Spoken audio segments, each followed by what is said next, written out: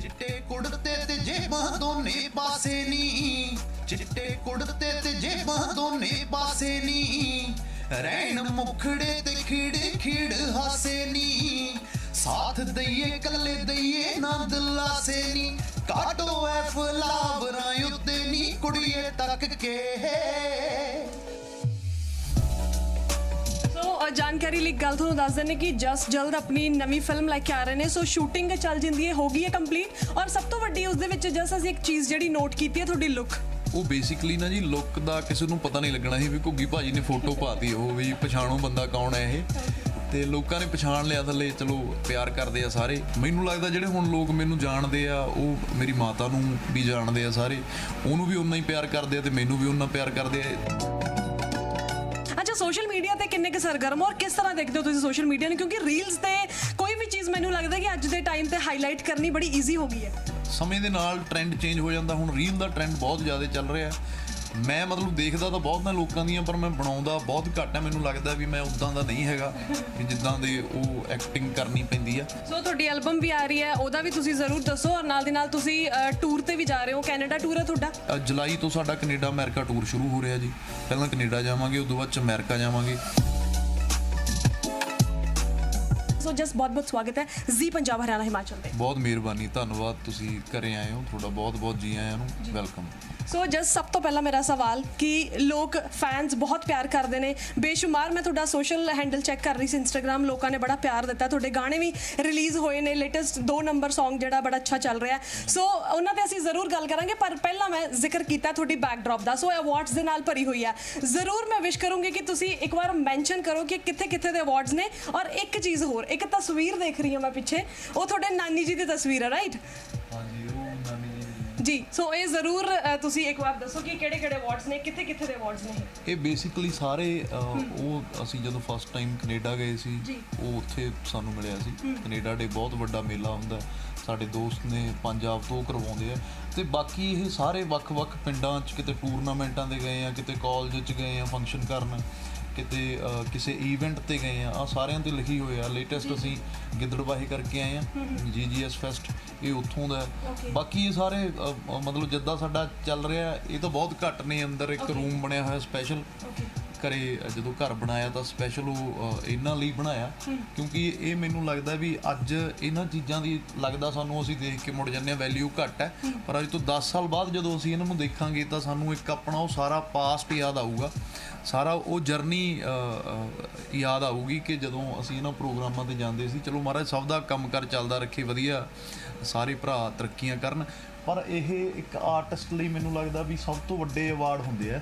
ਇਹਨਾਂ ਚੋਂ ਇੱਕ ਵੀ ਮੈਂ ਆਪ ਨਹੀਂ ਬਣਾਇਆ, ਸਾਰੇ ਆਲਮੋਸਟ ਸਨਮਾਨਿਤ ਕੀਤਾ ਗਿਆ, ਕਿਤੇ ਕਿਤੇ ਬਾਹਰਲੇ ਮੁਲਕ 'ਚ, ਕਿਤੇ ਇੱਥੇ ਟੂਰਨਾਮੈਂਟ ਤੇ, ਕਬੱਡੀ ਕੱਪ ਤੇ, ਇਹ ਸਾਰੇ ਉਹ ਨੇ। ਸੋ ਬੜਾ ਲੋਕ ਪਿਆਰ ਕਰਦੇ ਨੇ। ਜਸ ਤੁਹਾਡਾ ਕਿਸਾਨੀ ਧਰਨੇ ਦੇ ਵਿੱਚ ਤੁਸੀਂ ਵੱਧ ਚੜ ਕੇ ਹਿੱਸਾ ਲਿਆ, ਬੜੇ ਕੌਨਫੀਡੈਂਟ ਦੇ ਨਾਲ, ਬੜੇ ਕੌਨਫੀਡੈਂਸ ਦੇ ਨਾਲ ਤੁਸੀਂ ਅੱਗੇ ਆਏ। ਸੋ ਲੋਕਾਂ ਨੇ ਬੜੀ ਸਪੋਰਟ ਕੀਤੀ, ਬੜਾ ਪਿਆਰ ਕੀਤਾ। ਜਿਹੜਾ ਤੁਸੀਂ ਗਾਣੇ ਰਿਲੀਜ਼ ਕੀਤੇ ਸੀ ਕਿਸਾਨੀ ਧਰਨੇ ਦੌਰਾਨ, ਉਹਨਾਂ ਨੂੰ ਵੀ ਬੇਸ਼ੁਮਾਰ ਪਿਆਰ ਮਿਲਿਆ। ਸੋ ਜ਼ਰੂਰ ਇੱਕ ਵਾਰ ਮੈਂ ਉਹ ਕਿੱਸਾ ਤੁਹਾਡਾ ਜਾਣਨਾ ਚਾਹੂੰਗੀ ਕਿ ਇੰਨਾ ਕੌਨਫੀਡੈਂਸ ਦੇ ਨਾਲ ਤੁਸੀਂ ਕਿਸਾਨਾਂ ਦਾ ਸਾਥ ਦਿੱਤਾ, ਇਹ ਕਿਸ ਤਰ੍ਹਾਂ ਸਬਬ ਬਣਿਆ? ਬੇਸਿਕਲੀ ਕਿਸਾਨਾਂ ਦੇ ਜਵਾਕ ਆ ਜੀ, ਖੇਤੀਬਾੜੀ ਵਾਲੇ ਪਰਿਵਾਰਾਂ 'ਚੋਂ ਹੈ, ਸ਼ੁਰੂ ਤੋਂ ਉਹਨਾਂ ਚੀਜ਼ਾਂ 'ਚ ਰਹੇ ਆ। ਉਹਨਾਂ ਚੀਜ਼ਾਂ ਨਾਲ ਮੈਂ ਹਰ ਇੱਕ ਵਾਰੀ ਇਹ ਗੱਲ ਕਹਿੰਦਾ ਹੁੰਦਾ ਵੀ ਇਮੋਸ਼ਨਲੀ ਅਸੀਂ ਬਹੁਤ ਅਟੈਚ ਹਾਂ। ਉਹ ਕੱਲੀਆਂ ਸਾਡੀਆਂ ਜ਼ਮੀਨਾਂ ਦੀ ਗੱਲ ਨਹੀਂ ਸੀ, ਉਹ ਸਾਡੇ ਵਿਰਸੇ ਦੀ ਗੱਲ ਸੀ, ਸਾਡੇ ਸੱਭਿਆਚਾਰ ਦੀ ਗੱਲ ਸੀ।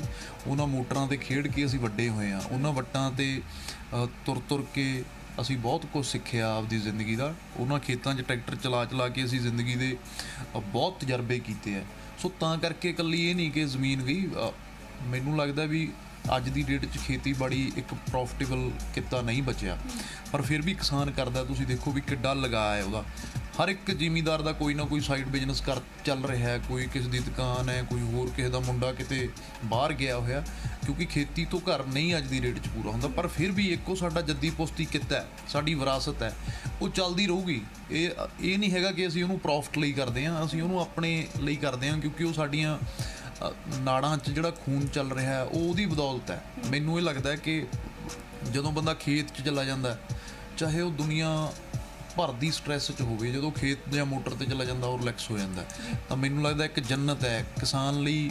ਖੇਤਾਂ ਤੋਂ ਉੱਤੇ ਕੁਝ ਨਹੀਂ ਹੈਗਾ, ਧਰਤੀ ਵੈਸੇ ਸਾਡੀ ਮਾਂ ਹੈ, ਤਾਂ ਖੇਤੀਬਾੜੀ ਸਾਡਾ ਮਾਂ ਕਿੱਤਾ, ਤਾਂ ਕਰਕੇ ਉਹ ਇਮੋਸ਼ਨਲੀ ਵੀ ਇੱਕ ਸੀਗਾ ਵੀ ਯਾਰ ਇਹ ਕਿਉਂ ਇਦਾਂ ਗਵਰਨਮੈਂਟ ਕਰ ਰਹੀ ਆ। ਗਵਰਨਮੈਂਟ ਲੋਕਾਂ ਦੀ ਭਲਾਈ ਲਈ ਹੁੰਦੀ ਆ, ਨਾ ਕਿ ਲੋਕਾਂ ਤੋਂ ਕੁਝ ਖੋਹਣ ਲਈ ਹੁੰਦੀ ਆ, ਲੋਕਾਂ ਨੂੰ ਦੇਣ ਲਈ ਗਵਰਨਮੈਂਟ ਬਣਾਈ ਜਾਂਦੀ ਹੈ ਨਾ। ਤਾਂ ਉਹ ਜਦੋਂ ਅਨਾਊਂਸ ਹੋਇਆ ਤਾਂ ਮੈਨੂੰ ਲੱਗਿਆ ਵੀ ਨਹੀਂ ਯਾਰ, ਕੋਈ ਉਦੋਂ ਨਹੀਂ ਯੂਥ 'ਚ ਉੱਠ ਰਿਹਾ ਸੀ। ਜਥੇਬੰਦੀਆਂ ਦੇ ਧਰਨੇ ਸ਼ੁਰੂ ਹੋਏ ਤਾਂ ਅਸੀਂ ਪਹਿਲ ਕੀਤੀ, ਜਥੇਬੰਦੀਆਂ ਦਾ ਇੱਥੇ ਰਾਣਵਾ ਸਾਹਿਬ ਧਰਨਾ ਸੀਗਾ, ਅਸੀਂ ਉੱਥੇ ਗਏ ਤੇ ਸਾਨੂੰ ਉਹਨਾਂ ਨੇ, ਜਥੇਬੰਦੀਆਂ ਦਾ ਇੱਕ ਆਪਦਾ ਪੈਟਰਨ ਹੁੰਦਾ, ਰੂਲ ਹੁੰਦਾ, ਜ਼ਿਆਦਾ ਬੋਲਣ ਨਹੀਂ ਦਿੱਤਾ। ਪਰ ਚੱਲ ਸੋਸ਼ਲ ਮੀਡੀਆ ਅੱਜ ਕੱਲ੍ਹ ਇੱਕ ਐਡੀ ਵੱਡੀ ਤਾਕਤ ਹੈ। ਜਦੋਂ ਲੋਕਾਂ ਨੂੰ ਪਤਾ ਲੱਗਿਆ ਕਿ ਬਾਈ ਧਰਨੇ ਤੇ ਗਿਆ ਹੋਇਆ ਤੇ ਕਿਸਾਨਾਂ ਦੀਆਂ ਜ਼ਮੀਨਾਂ ਖੋਹਣ ਵਾਸਤੇ ਜਿਹੜਾ ਖਰੜਾ, ਉਦੋਂ ਆਰਡੀਨੈਂਸ ਸੀ, ਬਿੱਲ ਨਹੀਂ ਸੀ ਪਾਸ ਹੋਇਆ, ਤਾਂ ਸਾਨੂੰ ਬਹੁਤ ਫੋਨ ਆਉਣ ਲੱਗ ਗਏ ਕਿ ਬਾਈ ਯਾਰ ਅਸੀਂ ਵੀ ਨੌਜਵਾਨਾਂ ਦੇ ਇੱਕੋ ਪਹਿਲ ਕਰਨਾ ਹੀ ਬਾਕੀ ਸੀ ਕਿ ਅਸੀਂ ਵੀ ਕੁਝ ਕਰਨਾ ਚਾਹੁੰਦੇ ਹਾਂ। ਤਾਂ ਫਿਰ ਅਸੀਂ ਆਪਦੇ ਹਿਸਾਬ ਨਾਲ ਹਲਕੇ ਵਾਈਜ਼, ਪਿੰਡਾਂ ਵਾਈਜ਼ ਇਕੱਠ ਰੱਖਣ ਲੱਗ ਗਏ। ਸੋ ਚੱਲ ਉਹ ਕਾਫਲਾ ਬਣਦਾ ਗਿਆ। ਹੋਰ ਸਾਰੀ ਇੰਡਸਟਰੀ, ਚਲੋ ਮੈਂ ਤਾਂ ਇਕੱਲਾ ਨਹੀਂ ਕਹੂੰਗਾ, ਸਾਡੀ ਸਾਰੀ ਇੰਡਸਟਰੀ ਨੇ ਫਿਰ ਵਾਹ ਲਾਤੀ ਪੂਰੀ। ਤਾਂ ਇਹ ਸੁਭਾਗ ਮੇਰੇ ਹਿੱਸੇ ਆਇਆ ਕਿ ਕਿਸਾਨੀ ਸੰਘਰਸ਼ 'ਤੇ ਸਭ ਤੋਂ ਪਹਿਲਾ ਗੀਤ ਮੇਰਾ ਸੀ, ਜੱਟਾ ਤਕੜਾ ਹੋ ਜਾ। ਤਾਂ ਉਹ ਅਸੀਂ, ਫਿਰ ਮੈਨੂੰ ਲੱਗਿਆ ਵੀ ਯਾਰ ਗੀਤ ਰਾਹੀਂ ਗੱਲ ਬਾਹਰਲੇ ਮੁਲਕਾਂ 'ਚ ਵੀ ਬਹੁਤ ਛੇਤੀ ਜਾਂਦੀ ਹੈ। ਫਿਰ ਅਸੀਂ ਉਹ ਗੀਤ ਰਿਕਾਰਡ ਕੀਤਾ। ਫਿਰ ਚੱਲ ਦਾ ਸਾਲ ਇੱਕ ਗੀਤ ਹੀ ਚੱਲੇ, ਕਿਸਾਨੀ ਵਾਲੇ ਚੱਲੇ, ਤੇ ਲੋਕਾਂ ਨੇ, ਚੰਗੀ ਗੱਲ ਇਹ ਹੋਈ ਕਿ ਜਿਹੜੇ ਲੋਕ ਕਹਿੰਦੇ ਸੀਗੇ ਪੰਜਾਬ 'ਚ ਲੱਚਰ ਗਾਇਕੀ ਚੱਲਦੀ ਹੈ ਜਾਂ ਗੋਲੀਆਂ ਬੰਦੂਕਾਂ ਦੀ ਗੱਲ ਹੁੰਦੀ ਹੈ, ਤਾਂ ਇੱਕ ਸਾਲ ਉਹਨਾਂ ਲੋਕਾਂ ਨੇ ਉਹਨਾਂ ਗਾਣਿਆਂ ਨੂੰ ਟ੍ਰੈਂਡਿੰਗ 'ਚ ਰੱਖਿਆ, ਕਿਸਾਨੀ ਵਾਲਿਆਂ ਨੂੰ। ਤਾਂ ਲੋਕ ਚਾਹੁੰਦੇ ਸੀ ਉਦੋਂ ਵੀ ਇਹ ਗੀਤ ਅਸੀਂ ਸੁਣਦੇ ਹਾਂ, ਤਾਂ ਉਹਨਾਂ ਨੇ ਉਹਨਾਂ ਨੂੰ ਐਪਰੀਸ਼ੀਏਟ ਕੀਤਾ, ਉਹਨਾਂ ਨੂੰ ਸੁਣਿਆ। ਹੁਣ ਜਿੱਦਾਂ ਦੀ ਲੋਕਾਂ ਦੀ ਡਿਮਾਂਡ ਹੋ ਜਾਂਦੀ ਹੈ ਕਿ ਹੁਣ ਜਿਵੇਂ ਜੋ ਕਮਰਸ਼ੀਅਲ ਚੱਲਦਾ, ਚਲੋ ਕਰਨਾ ਚਾਹੀਦਾ, ਇੱਕ ਹਰ ਇੱਕ ਹੱਦ ਤੱਕ ਕਰਨਾ ਚਾਹੀਦਾ, ਪਰ ਫਿਰ ਵੀ ਥੋੜ੍ਹਾ ਜਿਹਾ ਅਸੀਂ ਧਰਨੇ 'ਚ ਜਾ ਕੇ ਮੈਂ ਖੁਦ ਹੀ ਰਿਅਲਾਈਜ਼ ਕੀਤਾ ਕਿ ਐਜ਼ ਐਨ ਆਰਟਿਸਟ ਬਹੁਤ ਫਰਜ਼ ਹੁੰਦੇ ਨੇ ਬੰਦੇ ਦੇ। ਇਕੱਲਾ ਹੀ ਨਹੀਂ ਹੈਗਾ ਵੀ ਤੁਸੀਂ ਕਮਰਸ਼ੀਅਲ ਗੀਤ ਗਾਤਾ ਤੇ ਪੈਸੇ ਕਮਾ ਲਏ ਆਪਦੇ ਘਰੇ, ਉਸ ਗੀਤ ਦਾ ਅਸਰ ਹੁੰਦਾ ਦੁਨੀਆ 'ਤੇ। ਹੁਣ ਸਾਡੇ ਪੁਰਾਣੇ ਗਾਣੇ, ਕਿਉਂਕਿ ਪਿਛਲੇ 2 ਸਾਲ ਤੋਂ ਗੀਤ ਰਿਲੀਜ਼ ਨਹੀਂ ਹੋਏ ਸੀ, ਸਾਡੇ ਗੀਤ ਰਿਲੀਜ਼ ਹੋਏ, ਤਾਂ ਅਸੀਂ ਇਹ ਅੱਗੇ ਲਈ ਧਰਨੇ 'ਚ ਜਾ ਕੇ ਮੈਂ ਇੱਕ ਆਪਦੇ ਆਪ ਨਾਲ ਪ੍ਰੋਮਿਸ ਕੀਤਾ ਕਿ ਮੈਂ ਚੰਗੇ ਹੀ ਗੀਤ ਗਾਊਂਗਾ, ਸੱਭਿਆਚਾਰਕ ਗੀਤ, ਜਿਹੜੇ ਸਾਡੀ ਮਿੱਟੀ ਨਾਲ ਜੁੜੇ ਹੋਏ ਗੀਤ ਜਾਂ ਸਾਡੇ ਵਿਰਸੇ ਨਾਲ ਜੁੜੇ ਹੋਏ ਗੀਤ, ਸਾਡੇ ਸਿੱਖ ਇਤਿਹਾਸ ਨਾਲ ਜੁੜੇ ਹੋਏ ਗੀਤ। ਇਨ ਫਿਊਚਰ 'ਚ ਉਹ ਵੀ ਐਲਬਮ ਅਸੀਂ ਲੈ ਕੇ ਆ ਰਹੇ ਹਾਂ, ਤੇ ਆਉਣ ਵਾਲੇ ਸਮੇਂ 'ਚ ਮੇਰੇ ਗੀਤਾਂ 'ਚ ਉਹ ਬਦਲਾਅ ਤੁਹਾਨੂੰ ਦੇਖਣ ਨੂੰ ਮਿਲੂਗਾ ਜਿਹੜਾ ਮੇਰੇ 'ਚ ਧਰਨੇ 'ਚ ਜਾ ਕੇ ਆਇਆ। ਕੀ ਬਾਤ ਹੈ। ਸੋ ਜਸ ਇੱਕ ਚੀਜ਼ ਹੋਰ ਕਿ ਥੋੜਾ ਜਿਹਾ ਤੁਹਾਡੇ ਪਿਛੋਕੜ ਤੇ ਨਜ਼ਰ ਮਾਰਾਂਗੇ, ਤੁਹਾਡੇ ਬਚਪਨ ਦੀਆਂ ਜ਼ਰੂਰ ਅਸੀਂ ਗੱਲਾਂ ਕਰਾਂਗੇ, ਤੁਹਾਡੀਆਂ ਜਿਹੜੀਆਂ ਯਾਦਾਂ ਨੇ ਉਹ ਤਾਜ਼ੀਆਂ ਕਰਾਂਗੇ, ਕਿਉਂਕਿ ਬੜੀਆਂ ਇੰਟਰਵਿਊਜ਼ ਦੇ ਵਿੱਚ ਵੀ ਸੁਣਿਆ ਹੈ ਕਿ ਜਸ ਬਾਜਵਾ ਬਹੁਤ ਛੋਟੇ ਸੀ ਜਦੋਂ ਆਪਣੇ ਨਾਨਕੇ ਚਲੇ ਗਏ, ਰਾਈਟ? ਸੋ ਉਹ ਵਾਲਾ ਕਿੱਸਾ ਮੈਂ ਜ਼ਰੂਰ ਜਾਣਨਾ ਚਾਹੂੰਗੀ, ਨਾਨੀ ਅੰਮਾ ਦੇ ਨਾਲ ਲਗਾਵ ਕਿਵੇਂ ਹੈ? ਸੋ ਕਿਉਂ ਛੋਟੀ ਉਮਰ ਦੇ ਵਿੱਚ ਤੁਹਾਨੂੰ ਨਾਨਕੇ ਜਾ ਕੇ ਹੀ ਰਹਿਣਾ ਪਿਆ? ਨਹੀਂ, ਉਹ ਕੋਈ ਮਜਬੂਰੀ ਨਹੀਂ ਸੀ। ਬੇਸਿਕਲੀ ਪਿੰਡਾਂ 'ਚ ਪਹਿਲਾਂ ਕੀ ਹੁੰਦਾ ਸੀਗਾ ਜੀ, ਜਦੋਂ ਮੇਰਾ ਇੱਕ ਵੱਡਾ ਬ੍ਰਦਰ ਹੈ, ਅਸੀਂ 3 ਭਾਈ ਹਾਂ, ਤਾਂ ਜਦੋਂ 2 ਸਾਲ ਮੇਰੇ ਤੋਂ ਵੱਡਾ ਬ੍ਰਦਰ ਹੈ, ਉਸ ਤੋਂ ਬਾਅਦ 'ਚ ਅਸੀਂ ਟਵਿੰਸ 2 ਜੋੜੇ ਹੋ ਗਏ। ਤਾਂ ਮੇਰਾ ਜਿਹੜਾ ਛੋਟਾ ਭਰਾ ਸੀ ਉਹ ਵਿਚਾਰਾ ਥੋੜ੍ਹਾ ਜਿਹਾ ਕਮਜ਼ੋਰ ਸੀ, ਡਾਕਟਰ ਕਹਿੰਦੇ ਵੀ ਇਹ ਵੀਕ ਹੈ, ਇਹਨੂੰ ਮੰਮੀ ਦੀ ਜ਼ਿਆਦਾ ਜ਼ਰੂਰਤ ਹੈ। ਮੈਨੂੰ ਕੁਦਰਤੀ ਰੱਬ ਨੂੰ ਪਤਾ ਹੀ ਸੀ ਵੀ ਇਹ ਬੰਦੇ ਤੋਂ ਸਟਰਗਲ ਥੋੜ੍ਹੀ ਜਿਹੀ ਜ਼ਿਆਦਾ ਕਰਾਉਣੀ, ਆਪਾਂ ਉਵੇਂ ਹੁੰਦੜਹੇਲ ਜਿਹਾ ਬਣਾ ਕੇ ਭੇਜਿਆ ਸੀ। ਤਾਂ ਮੈਨੂੰ ਮੇਰੇ ਨਾਨਕਿਆਂ ਨੇ 3 ਮਹੀਨੇ ਬਾਅਦ ਅਡੋਪਟ ਕਰ ਲਿਆ ਸੀ ਵੀ ਇੰਨੇ 3 ਜਵਾਕ ਮੰਮੀ ਨੂੰ ਇਕੱਲੀ ਨੂੰ ਸਾਂਭਣੇ ਔਖੇ ਸੀ। ਤਾਂ ਫਿਰ ਮੈਨੂੰ ਨਾਨੀ ਜੀ ਮੇਰੇ ਇੱਥੇ ਲੈ ਆਏ, ਮਾਮਾ ਜੀ ਨੇ ਅਡੋਪਟ ਕਰਕੇ। ਉਦੋਂ ਬਾਅਦ 'ਚ ਮੈਨੂੰ 6ਵੀਂ 7ਵੀਂ 'ਚ ਜਾ ਕੇ ਪਤਾ ਲੱਗਿਆ ਵੀ ਕੋਈ ਉਹ ਪਿੰਡ ਵੀ ਹੈਗਾ ਅਤੇ ਉੱਥੇ ਮੇਰਾ ਘਰ ਹੈ ਅਤੇ ਉੱਥੇ ਮੇਰੇ ਮਾਂ ਪਿਓ ਨੇ। ਫਿਰ ਇਹ ਮੈਨੂੰ ਕਹਿਣ ਵੀ ਤੂੰ ਹੁਣ ਉੱਧਰ ਜਾ ਕੇ ਆਪਦੇ ਪਰਿਵਾਰ 'ਚ ਰਹਿ, ਅਤੇ ਮੇਰਾ ਉੱਥੇ ਦਿਲ ਨਾ ਲੱਗੇ ਕਿਉਂਕਿ ਮੈਂ ਇੱਥੇ ਪੁਆਧ 'ਚ ਪਲਿਆ। ਸਾਡਾ ਇਹ ਏਅਰਪੋਰਟ ਦੇ ਲਾਗੇ ਪਿੰਡ ਹੈ ਅਲੀਪੁਰ। ਹੁਣ ਸਾਡੀ ਉਹ ਬੋਲੀ ਵੀ ਉੱਦਾਂ ਮਾਰੇ ਧਾਰੇ ਵਾਲੀ, ਬਹੁਤ ਫਿਲਮਾਂ 'ਚ ਤੁਸੀਂ ਕਰੈਕਟਰ ਤਾਂ ਦੇਖੇ ਹੋਣਗੇ, ਪਰ ਉਹ ਮੈਂ ਇਹ ਕਹਿਣਾ ਚਾਹੁੰਦਾ ਕਿ ਉਹ ਅਸਲ ਨਹੀਂ ਬੋਲੀ ਬੋਲਦੇ। ਅਸਲ ਬੋਲੀ ਇੱਕੋ ਹੀ ਕੁੜੀ ਜਿਹੜੀ ਸਿਮਰ ਕੌਰ ਧਾਂਦਲੀ ਦੇ ਗੀਤ ਆਉਂਦੇ ਨੇ, ਉਹਨੇ ਅਸਲ ਬੋਲੀ ਪੁਆਧ ਦੀ ਰੀਪ੍ਰਜੈਂਟ ਕੀਤੀ ਹੈ। ਉਹ ਕਰੈਕਟਰ ਹੁੰਦੇ ਆ। ਮੈਂ ਬਹੁਤ ਡਾਇਰੈਕਟਰਾਂ ਨੂੰ ਫੋਨ ਕਰਕੇ ਕਿਹਾ ਵੀ ਯਾਰ ਜੇ ਤੁਸੀਂ ਕੋਈ ਉੱਦਾਂ ਦਾ ਕਰੈਕਟਰ ਕਰਾਉਣਾ ਨਾ ਤੁਸੀਂ ਮੇਰੇ ਤੋਂ ਕਰਾਓ, ਕਿਉਂਕਿ ਮੈਂ ਤਾਂ ਉਹ ਬੋਲੀ ਸਿੱਖੀ ਹੈ। ਮੈਂ ਉਹ ਜ਼ਬਾਨ ਬੋਲ ਕੇ ਸਕੂਲਾਂ 'ਚ ਸਾਰੇ ਅਸੀਂ, ਸਾਡੇ ਦੋਸਤ, ਸਾਡਾ ਸਰਕਲ, ਸਾਡੇ ਰਿਸ਼ਤੇਦਾਰ, ਕਿਉਂਕਿ ਸਾਰੇ ਇੱਥੇ ਪੁਆਧ 'ਚ ਸੀ, ਅਸੀਂ ਉਹੀ ਬੋਲਦੇ ਹਾਂ। ਫਿਰ ਜਦੋਂ ਮੈਂ ਉੱਥੇ ਜਾਂਦਾ ਸੀ ਤਾਂ ਉਹ ਲੁਧਿਆਣਾ ਜ਼ਿਲ੍ਹਾ ਅਤੇ ਇੱਕ ਉਹ ਥੋੜ੍ਹਾ ਜਿਹਾ ਚੱਕਮਾ ਜ਼ਿਲ੍ਹਾ, ਵੈਸੇ ਲੋਕ ਉੱਥੇ ਦੇ ਥੋੜ੍ਹੇ ਜਿਹੇ ਉਵੇਂ ਐਜੂਕੇਟਡ ਹੈਗੇ ਆ, ਚੰਗੇ ਆ, ਤਾਂ ਉਹ ਬੋਲੀ ਦਾ ਬਹੁਤ ਡਿਫਰੈਂਸ ਆਉਂਦਾ ਸੀ। ਤਾਂ ਮੈਨੂੰ ਬੋਲਣ ਤੋਂ ਹੀ ਡਰ ਲੱਗਦਾ ਸੀ, ਮੈਨੂੰ ਔਕਵਰਡ ਲੱਗੀ ਜਾਂਦਾ ਸੀ ਵੀ ਯਾਰ ਮੇਰਾ ਮਜ਼ਾਕ ਬਣਾਉਂਦੇ ਆ ਨਾ ਜਦੋਂ ਮੈਂ ਬੋਲਦਾ, ਕਿਉਂਕਿ ਬੱਚੇ ਹੁੰਦੇ ਆ। ਜਦੋਂ ਮੈਂ ਘਰ ਤੋਂ ਬਾਹਰ ਜਾਣਾ ਤਾਂ ਕੁਛ ਮੇਰਾ, ਜਿੱਥੇ ਤੁਸੀਂ ਇੰਨੇ ਸਾਲ ਆਪਦੀ ਜ਼ਿੰਦਗੀ ਦੇ ਕੱਟ ਲਏ ਨਾ, ਤੁਹਾਨੂੰ ਲਗਾਅ ਹੋ ਜਾਂਦਾ। ਮੈਨੂੰ ਲੱਗਦਾ ਵੀ ਮੈਂ ਜਿੰਨਾ ਚਿਰ ਰਿਹਾ ਮੈਂ ਆਪਦੀ ਨਾਨੀ ਨਾਲ ਹੀ ਰਿਹਾ, ਮਹਾਰਾਜ ਦੀ ਕਿਰਪਾ ਨਾਲ, ਚਲੋ ਹੁਣ ਤੱਕ ਵੀ ਮੈਂ ਨਾਲ ਹੀ ਹਾਂ। ਤਾਂ ਫਿਰ ਮੇਰਾ ਨਾ ਉੱਥੇ ਜੀਅ ਨਹੀਂ ਲੱਗਦਾ ਸੀ ਜਾ ਕੇ, ਇਹ ਨਹੀਂ ਕਿ ਉੱਥੇ ਚੰਗਾ ਪਰਿਵਾਰ ਹੈ ਸਾਡਾ, ਬਹੁਤ ਪਿਆਰ ਕਰਦੇ ਸੀ। ਬਟ ਉਹੀ ਗੱਲ ਹੈ ਵੀ ਇਹ ਇੱਥੋਂ ਇਹ ਸਿੱਧ ਹੁੰਦਾ ਕਿ ਜਨਮ ਦੇਣ ਵਾਲੇ ਤੋਂ ਤੁਹਾਨੂੰ ਪਾਲਣ ਵਾਲਾ ਹਮੇਸ਼ਾ ਵੱਡਾ ਹੁੰਦਾ। ਤਾਂ ਮੈਂ ਉੱਥੋਂ ਵਾਪਸ ਆ ਗਿਆ। ਉਹਨਾਂ ਨੇ ਜ਼ੋਰ ਲਾਇਆ ਕਿ ਸਾਲ 2 ਸਾਲ ਤੂੰ ਲਾ ਕੇ ਦੇਖ, ਮੇਰਾ ਨਹੀਂ ਗੱਲ ਬਣੀ। ਫਿਰ ਮੈਂ ਵਾਪਸ ਆ ਗਿਆ ਇੱਥੇ, ਅਤੇ ਇੱਥੇ ਜਦੋਂ ਵਾਪਸ ਆਇਆ ਉਹ ਸਾਰਾ ਕੁਛ ਉਵੇਂ ਹੀ ਦੁਬਾਰੇ ਰਚ ਮਿਚ ਗਿਆ। ਉਸ ਤੋਂ ਬਾਅਦ ਚੱਲ ਸੋ ਚੱਲ ਅੱਗੇ। ਮੈਂ ਦੱਸਦਾ ਨਹੀਂ ਸੀ ਕਿਸੇ ਨੂੰ ਕਿ ਮੈਨੂੰ ਗਾਉਣ ਦਾ ਸ਼ੌਂਕ ਹੈ, ਕਿਉਂਕਿ ਸਾਡੇ ਘਰਾਂ 'ਚ ਇਸ ਕਿੱਤੇ ਨੂੰ ਕੋਈ ਬਹੁਤਾ ਚੰਗਾ ਨਹੀਂ ਮੰਨਿਆ ਜਾਂਦਾ, ਚਾਹੇ ਇੱਧਰ ਚਾਹੇ ਉੱਧਰ। ਤਾਂ ਸਾਡੇ ਤਾਂ ਜ਼ਿਆਦਾ ਸਟ੍ਰਿਕਟ ਸੀਗਾ ਥੋੜ੍ਹਾ ਜਿਹਾ। ਫਿਰ ਹੌਲੀ ਘਰਦਿਆਂ ਨੂੰ ਹਰੇਕ ਹੁੰਦਾ ਹੀ ਆ। ਮੈਂ ਪੜ੍ਹਾਈ 'ਚ ਬਹੁਤਾ ਵਧੀਆ ਹੈ ਨਹੀਂ ਸੀ, ਤਾਂ ਉਹਨਾਂ ਨੂੰ ਐਂ ਸੀ ਵੀ ਕਿਤੇ ਕੰਮ ਕਾਰ ਕਰਕੇ ਕਿਤੇ ਸਰਕਾਰੀ ਨੌਕਰੀ 'ਤੇ ਲੱਗ ਜੇ ਜਾਂ ਕੋਈ ਹੋਰ ਕੁਛ ਕਰ ਲਏ, ਆਪਦਾ ਕਾਰੋਬਾਰ ਕਿੱਤਾ ਕਰ ਲਏ। ਤਾਂ ਮੇਰਾ ਰੁਝਾਨ ਥੋੜ੍ਹਾ ਜਿਹਾ ਇੱਧਰ ਨੂੰ ਸੀ। ਤਾਂ ਮੈਂ ਚੱਲ ਸੋ ਚੱਲ, ਇੱਕ ਮੇਰੀ ਉਹ ਲਾਈਫ ਵੀ ਚੱਲਦੀ ਰਹੀ, ਘਰਦਿਆਂ ਦੀ ਖੇਤੀਬਾੜੀ ਦੇ ਕੰਮ ਵੀ ਚੱਲਦੇ ਰਹੇ, ਅਤੇ ਇੱਕ ਪਾਸੇ ਮੈਂ ਆਪਦੀ ਸਟਰਗਲ ਵੀ ਕਰਦਾ ਰਿਹਾ। ਫਾਈਨਲੀ ਮੈਂ ਪਹਿਲਾਂ 2-3 ਗਾਣੇ ਕੀਤੇ, 2008 'ਚ ਕੀਤਾ, 2010 'ਚ ਕੀਤਾ, 11 'ਚ ਕੀਤਾ। ਉਹ ਨਹੀਂ ਚੱਲੇ ਯਾਰਾਂ ਦੋਸਤਾਂ ਨੇ ਸਾਰਿਆਂ ਨੇ। ਉਹਨਾਂ ਗਾਣਿਆਂ ਦਾ ਘਰਦਿਆਂ ਨੂੰ ਪਤਾ ਵੀ ਨਹੀਂ ਸੀ ਵੀ ਇਹ ਕੀਤੇ ਨੇ। ਫਿਰ ਜਦੋਂ ਮੈਂ 2014 'ਚ ਲਾਸਟ 'ਚ ਨਵੰਬਰ 'ਚ ਆਪਦੀ ਪਹਿਲੀ ਐਲਬਮ ਕੀਤੀ ਚੱਕ ਵੀ ਮੰਡੀਰ, ਉਹ ਚੱਲ ਗਈ। ਉਹ ਜਦੋਂ ਚੱਲੀ ਐਲਬਮ ਤਾਂ ਚਾਰੇ ਪਾਸਿਓਂ ਵਧੀਆ ਰਿਸਪੌਂਸ ਆ ਗਿਆ ਉਹਦਾ, ਐਪਰੀਸ਼ੀਏਟ ਹੋਏ ਗਾਣੇ, ਚੰਗਾ ਇੱਕ ਮਤਲਬ ਬਹੁਤ ਹੀ ਵਧੀਆ ਸੁਪਰ ਡੂਪਰ ਹਿੱਟ ਰਹੀ ਉਹ ਐਲਬਮ। ਜਾਣੀ ਕਿ 15 ਕੁ ਦਿਨਾਂ ਬਾਅਦ ਸਾਨੂੰ ਪ੍ਰੋਗਰਾਮ ਆ ਗਿਆ ਉਸ ਐਲਬਮ ਤੋਂ ਬਾਅਦ। ਫਿਰ ਉਹਨਾਂ ਨੂੰ ਲੱਗਣ ਲੱਗ ਗਿਆ ਵੀ ਇਹ ਜਿਹੜਾ ਕਿੱਤਾ ਕਰ ਰਿਹਾ ਹੈ ਇਹ ਵਧੀਆ ਹੀ ਹੈ ਅਤੇ ਇਹਨੇ ਇਹੀ ਕਰਨਾ ਹੁਣ। ਫਿਰ ਜਦੋਂ ਮੈਂ ਤੁਹਾਨੂੰ ਇੱਕ ਫਨੀ ਗੱਲ ਦੱਸਦਾ ਵੀ ਜਦੋਂ ਮੈਂ ਪਹਿਲੀ ਵਾਰੀ ਕੈਨੇਡਾ ਦਾ ਮੇਰਾ ਵੀਜ਼ਾ ਲੱਗਿਆ, ਕਿਉਂਕਿ ਪੰਜਾਬ 'ਚ ਟਰੈਂਡ ਸ਼ੁਰੂ ਤੋਂ ਹੀ ਆ ਕਿ ਬਾਹਰ ਜਾਈਏ। ਮੈਨੂੰ ਵੀ ਐਂ ਸੀ ਵੀ ਇੱਥੇ ਨਹੀਂ ਕੁਝ ਬਣਦਾ ਤਾਂ ਬਾਹਰ ਚੱਲੀਏ। ਤਾਂ ਮੈਂ ਜਦੋਂ ਕੈਨੇਡਾ ਜਾਣ ਲੱਗਿਆ ਅਤੇ ਮੈਂ ਆਪਦੇ ਘਰਦਿਆਂ ਨੂੰ ਦੱਸਿਆ ਇੱਥੇ ਨਾਨਕੇ ਵੀ ਮੈਂ ਕੈਨੇਡਾ ਚੱਲਿਆ, ਅਤੇ ਮੇਰੇ ਘਰ ਦੇ ਕਹਿੰਦੇ ਚੱਲ ਵਧੀਆ, ਤੇਰਾ ਸੁਪਨਾ ਸੀ, ਤੂੰ ਚੱਲਿਆ ਅਤੇ ਹੁਣ ਮੁੜ ਕੇ ਨਾ ਹੀ। ਮੈਂ ਕਿਹਾ ਨਹੀਂ, ਮੈਂ ਮੁੜ ਕੇ ਆ ਕੇ ਮੈਂ ਆਸਟ੍ਰੇਲੀਆ ਜਾਣਾ, ਸਾਡੇ ਟੂਰ ਸੀ। ਉਹ ਕਹਿੰਦੇ ਅੱਛਾ ਤੈਨੂੰ ਕਾਹਦੇ ਵਾਸਤੇ ਬੁਲਾਉਂਦੇ ਆ ਉੱਥੇ? ਮੈਂ ਕਿਹਾ ਵੀ ਇੱਦਾਂ ਦਾ ਕਰਕੇ ਵੀ ਗਾਣੇ ਗੂਣੇ ਚੱਲੇ ਆ ਅਤੇ ਮੇਰੇ ਸ਼ੋਜ਼ ਨੇ ਬਾਹਰ ਆਰਟਿਸਟਾਂ ਨਾਲ। ਅਤੇ ਉਹ ਕਹਿੰਦਾ ਅੱਛਾ ਇੱਦਾਂ ਵੀ, ਮਤਲਬ ਸਾਡੇ ਘਰਦਿਆਂ ਨੂੰ ਇੰਨੀ ਇਹਨਾਂ ਚੀਜ਼ਾਂ ਬਾਰੇ ਨੌਲੇਜ ਨਹੀਂ ਸੀਗੀ, ਹੈ ਨਾ, ਵੀ ਤੁਹਾਨੂੰ ਕਿਉਂ ਪੈਸੇ ਦਿੰਦੇ ਆ ਉਹ ਨਾ ਵੀ। ਤਾਂ ਉਹ ਚੀਜ਼ਾਂ ਹੌਲੀ ਜਦੋਂ ਇੱਕ ਜਰਨੀ ਚੱਲਦੀ ਗਈ, ਉਹਨਾਂ ਨੂੰ ਸਮਝ ਆਉਂਦਾ ਗਿਆ ਕਿ ਹਾਂ ਇੱਕ ਇੱਜ਼ਤ ਵੀ ਹੈ, ਲੋਕ ਪਿਆਰ ਵੀ ਕਰਦੇ ਆ। ਮੈਨੂੰ ਲੱਗਦਾ ਜਿਹੜੇ ਹੁਣ ਲੋਕ ਮੈਨੂੰ ਜਾਣਦੇ ਆ ਉਹ ਮੇਰੀ ਮਾਤਾ ਨੂੰ ਵੀ ਜਾਣਦੇ ਆ ਸਾਰੇ, ਉਹਨੂੰ ਵੀ ਉਨਾ ਹੀ ਪਿਆਰ ਕਰਦੇ ਆ ਅਤੇ ਮੈਨੂੰ ਵੀ ਉਨਾ ਪਿਆਰ ਕਰਦੇ ਆ। ਸੋ ਉਸ ਤੋਂ ਬਾਅਦ 'ਚ ਬਹੁਤ ਰਿਲੈਕਸ ਹੈ ਸਾਡੀ ਫੈਮਿਲੀ। ਜਦੋਂ ਹੁਣ ਕੋਈ ਗਾਣਾ ਗੁਣਾ ਆ ਜਾਂਦਾ, ਜੇ ਮੈਂ ਨਾ ਕਰਾਂ ਕਈ ਵਾਰੀ ਤਾਂ ਉਹ ਆਪ ਹੀ ਕਹਿ ਦਿੰਦੇ ਨੇ ਤੂੰ ਕੋਈ ਗਾਣਾ ਗੁਣਾ ਕਰ ਲੈ। ਹੁਣ ਉਹ ਈਜ਼ੀ ਨੇ ਬਹੁਤ। ਸਰ ਜਸ ਇੱਕ ਬੜੀ ਇੰਟਰਸਟਿੰਗ ਚੀਜ਼ ਹੈ ਕਿ ਜਦੋਂ ਤੁਹਾਡੇ ਜ਼ੁਬਾਨੀ ਸੁਣਿਆ ਸੀ ਕਿ ਜਦੋਂ ਮੈਂ ਰਿਆਜ਼ ਕਰਦਾ ਸੀ ਮੇਰੇ ਕੋਲ ਕੋਈ ਮਿਊਜ਼ੀਕਲ ਇੰਸਟਰੂਮੈਂਟ ਨਹੀਂ ਹੁੰਦਾ, ਮੋਟਰ ਤੇ ਜਾ ਕੇ ਮੈਂ ਰਿਆਜ਼ ਕਰਦਾ ਸੀ। ਸੋ ਇਹ ਚੀਜ਼ ਵੀ ਬੜੀ ਇੱਕ ਸਟਰਗਲ ਦਾ ਪਾਰਟ ਹੈ, ਰਾਈਟ? ਫੈਮਿਲੀ ਤੋਂ ਚੋਰੀ ਸਟਰਗਲ ਕਰਨਾ ਔਰ ਰਿਆਜ਼ ਕਰਨਾ। ਸੋ ਉਹ ਮੋਟਰ ਵਾਲੇ ਕਿੱਸੇ ਵੀ ਜ਼ਰੂਰ। ਉਹ ਬੇਸਿਕਲੀ ਕੀ ਹੋਇਆ ਸੀਗਾ ਜੀ, ਮੇਰਾ ਜਦੋਂ ਮੈਂ ਛੋਟਾ ਹੁੰਦਾ ਸੀ 6ਵੀਂ 'ਚ ਸੀਗਾ, ਮੇਰੇ ਨਾ ਨੱਕ ਦਾ ਹੱਡੀ ਵਿੰਗੀ ਹੋ ਗਈ ਅਤੇ ਮਾਸ ਵੱਧ ਗਿਆ ਬਹੁਤ ਜ਼ਿਆਦਾ। ਅਤੇ ਮੈਨੂੰ ਮਤਲਬ ਜਿਵੇਂ ਆਪਾਂ ਨੇਜ਼ਲ ਟੋਨ ਬਹੁਤ ਜ਼ਿਆਦਾ ਹੋ ਗਈ, ਵੀ ਮੈਂ ਗੁਣਗੁਣਾ ਬੋਲਦਾ ਸੀ। ਸਕੂਲ 'ਚ ਵੀ ਮੈਂ ਬਹੁਤ ਘੱਟ ਬੋਲਦਾ ਸੀ, ਸਮਝ ਨਹੀਂ ਲੱਗਦੀ ਸੀ ਕਿਸੇ ਨੂੰ। ਮੈਂ ਬਹੁਤ ਉਦੋਂ ਮਤਲਬ ਪਰੇਸ਼ਾਨੀ 'ਚ ਸੀ, ਹੈਲਥੀ ਵੀ ਬਹੁਤ ਜ਼ਿਆਦਾ, ਕਿਉਂਕਿ ਉਹ ਇੱਕ ਬੰਦਾ ਹੋਰ ਹੀ ਇਰੀਟੇਟ ਰਹਿੰਦਾ ਉਸ ਚੀਜ਼ ਕਰਕੇ। ਤਾਂ ਮੇਰੀ ਮਾਤਾ ਸੀ ਜਿਹੜੀ ਸਮਝ ਸਕਦੀ ਸੀ, ਬਹੁਤ ਅਸੀਂ ਟਰੀਟਮੈਂਟ ਕਰਵਾਏ ਬਟ ਨਹੀਂ ਕੋਈ ਗੱਲ ਬਣੀ। 2 ਕੁ ਸਾਲ ਮੈਂ ਬਹੁਤ ਉਸ ਚੀਜ਼ ਨੂੰ ਲੈ ਕੇ ਸਟਰਗਲ ਕੀਤੀ। ਫਿਰ ਕਿਸੇ ਨੇ ਸੁਜੈਸਟ ਕੀਤਾ ਕਿ ਤੁਸੀਂ ਆਪਰੇਟ ਕਰਵਾ ਲਓ, ਉਸ ਤੋਂ ਬਾਅਦ ਠੀਕ ਹੋ ਜਾਂਦਾ। 34 ਸੈਕਟਰ ਇੱਥੇ ਡਾਕਟਰ ਸੀ, ਉਹਨਾਂ ਤੋਂ ਆਪਰੇਟ ਕਰਵਾਇਆ। ਉਹ ਜਦੋਂ ਆਪਰੇਟ ਕਰਵਾਇਆ ਤਾਂ ਮੇਰੀ ਨਾ ਵੋਕਲ ਟੋਨ ਟੋਟਲ ਚੇਂਜ ਹੋ ਗਈ ਬਿਲਕੁਲ। ਅਤੇ ਮੈਂ ਮਤਲਬ ਮੈਨੂੰ ਗਾਉਣਾ ਇੱਦਾਂ ਬਚਪਨ ਤੋਂ ਮੈਂ ਗਾਉਣਾ, ਮੈਨੂੰ ਵੀ ਨਹੀਂ ਪਤਾ ਮੈਂ ਕਿੱਦਾਂ ਕੁ ਗਾਉਣਾ, ਮੈਂ ਛੋਟਾ ਹੁੰਦਾ ਹੀ ਗਾਉਣਾ।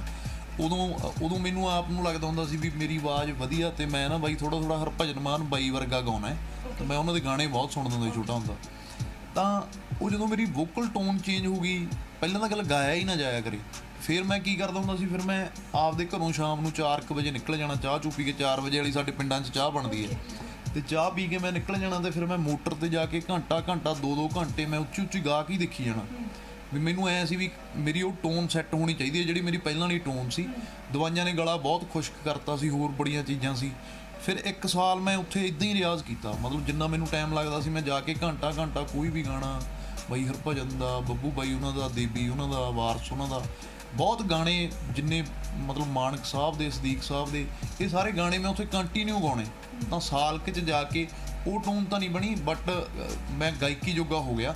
ਉਸ ਤੋਂ ਬਾਅਦ 'ਚ ਫਿਰ ਮੈਂ ਘਰਦਿਆਂ ਤੋਂ ਚੋਰੀ ਆਪਦਾ ਇੱਕ ਰਿਆਜ਼ ਸ਼ੁਰੂ ਕਰਤਾ। ਇੱਕ ਥਾਵੇਂ ਉਸਤਾਦ ਲੱਭ ਕੇ ਉਹਦੇ ਕੋਲ ਜਾ ਕੇ ਥੋੜ੍ਹਾ ਬਹੁਤਾ ਸਿੱਖਣਾ ਸ਼ੁਰੂ ਕੀਤਾ।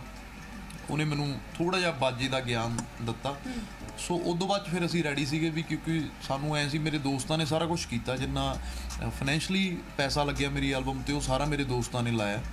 ਤਾਂ ਸਾਨੂੰ ਐਂ ਸੀ ਵੀ ਸਾਡੇ ਕੋਲ ਕੰਟੈਂਟ ਸੀਗਾ, ਕੁਝ ਮੇਰੇ ਗਾਣੇ ਲਿਖੇ ਹੋਏ ਸੀ, ਕੁਝ ਲਾਲੀ ਵੀਰੇ ਦੇ ਲਿਖੇ ਹੋਏ ਸੀ।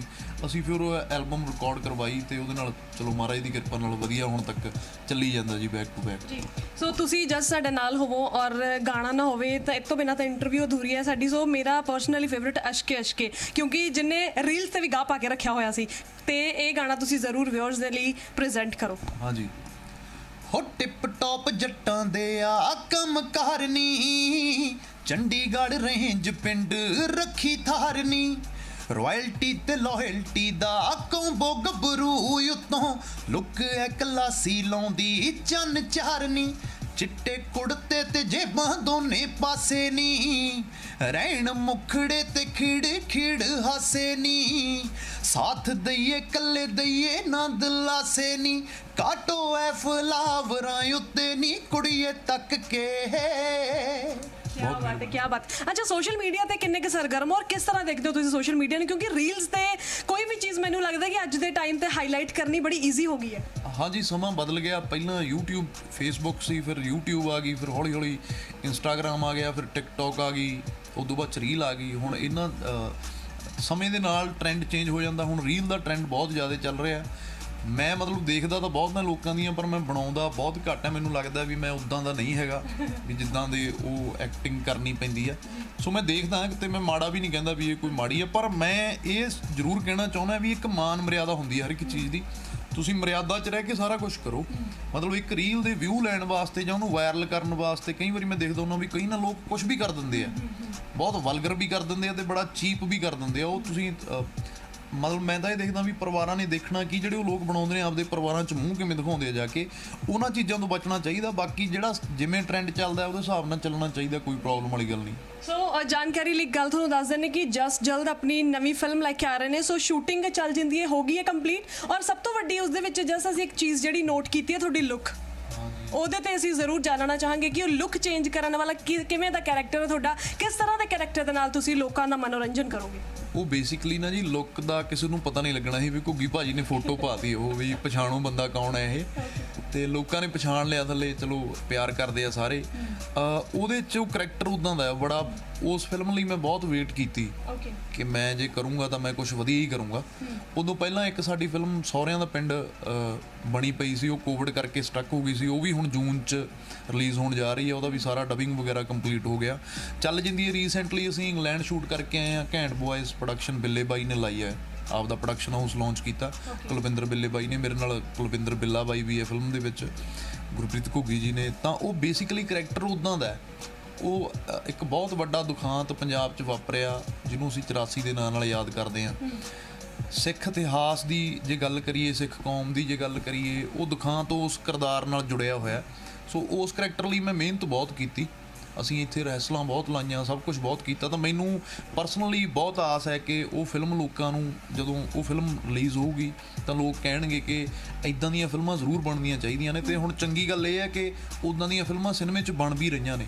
ਤੁਣਕਾ ਤੁਣਕਾ ਆਈ ਸੀਗੀ, ਮੈਂ ਤੇ ਬਾਪੂ, ਮਤਲਬ ਇੱਦਾਂ ਦੇ ਟਾਈਟਲ ਜਿਹੜੇ ਇਨ ਫਿਊਚਰ 'ਚ ਆ ਰਹੇ ਆ, ਉਹ ਵਧੀਆ ਗੱਲ ਹੈ। ਤਾਂ ਚੱਲ ਜਾਂਦੀ ਹੈ ਵੀ ਕੈਸੇ ਦੌਰ ਦੀ ਕਹਾਣੀ ਹੈ। ਬਾਹਰ ਜਿਹੜੇ ਸਾਡੇ ਪ੍ਰਦੇਸ਼ਾਂ 'ਚ ਨੌਜਵਾਨ ਸਟਰਗਲ ਕਰਦੇ ਆ। ਇਕੱਲੇ ਆਪਾਂ ਤਾਂ ਇਹ ਦੇਖ ਲੈਂਦੇ ਹਾਂ ਕਿ ਸਟੂਡੈਂਟਾਂ ਦੀ ਇੱਕ ਸਟਰਗਲ ਹੈ, ਚਲੋ ਸਟੂਡੈਂਟਾਂ ਦੀ ਵੀ ਸਟਰਗਲ ਵੱਡੀ ਹੈ। ਉਦੋਂ ਬਿਨਾਂ ਜਿਹੜੇ ਉੱਥੇ ਪੱਕੇ ਵੀ ਆ, ਉਹਨਾਂ ਦੀ ਵੀ ਇੱਕ ਬਹੁਤ ਵੱਡੀ ਸਟਰਗਲ ਹੈ। ਉਹ ਵੀ ਸਾਡਾ ਹੀ ਪਾਰਟ ਨੇ। ਇਕੱਲੇ ਸਾਡੇ ਸਟੂਡੈਂਟ ਨਹੀਂ, ਜਿਹੜੇ ਉੱਧਰ ਪਰਿਵਾਰ ਰਹਿੰਦੇ ਉਹ ਵੀ ਸਾਡੇ ਹੀ ਨੇ। ਚਾਹੇ ਉਹ 20 ਸਾਲ ਪਹਿਲਾਂ ਗਏ ਆ, 25 ਸਾਲ ਪਹਿਲਾਂ ਗਏ ਆ।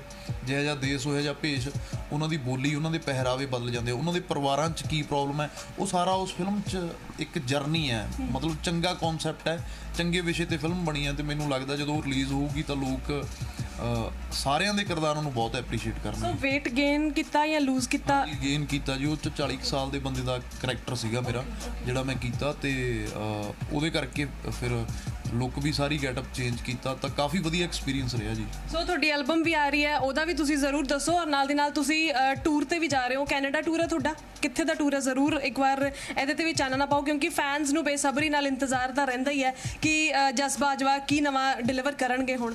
ਹਾਂਜੀ, ਹੁਣ ਐਲਬਮ ਬੇਸਿਕਲੀ ਪਹਿਲਾਂ ਸੀਜ਼ਨ ਚੱਲ ਪਿਆ, ਜਦੋਂ ਧਰਨੇ ਤੋਂ ਵਿਹਲੇ ਹੋਏ, ਉਦੋਂ ਸਾਡੇ ਤੋਂ ਟੇਪ ਨਹੀਂ ਕੀਤੀ ਗਈ ਰਿਲੀਜ਼। ਬਣੀ ਹੋਈ ਸੀ, 5 ਗਾਣੇ ਬਣੇ ਹੋਏ ਸੀ। ਹੁਣ ਚੱਕਰ ਇਹ ਪੈ ਜਾਂਦਾ ਕਿ ਜੇ 4 ਮਹੀਨੇ ਗਾਣੇ ਤੁਹਾਡੇ ਕੋਲ ਬਣੇ ਰਹਿ ਜਾਣ ਤਾਂ ਫਿਰ ਉਹ ਤੁਹਾਨੂੰ ਆਊਟਡੇਟਡ ਲੱਗਣ ਲੱਗ ਜਾਂਦਾ ਵੀ ਕੰਟੈਂਟ ਥੋੜਾ ਚੇਂਜ ਹੋ ਜਾਂਦਾ।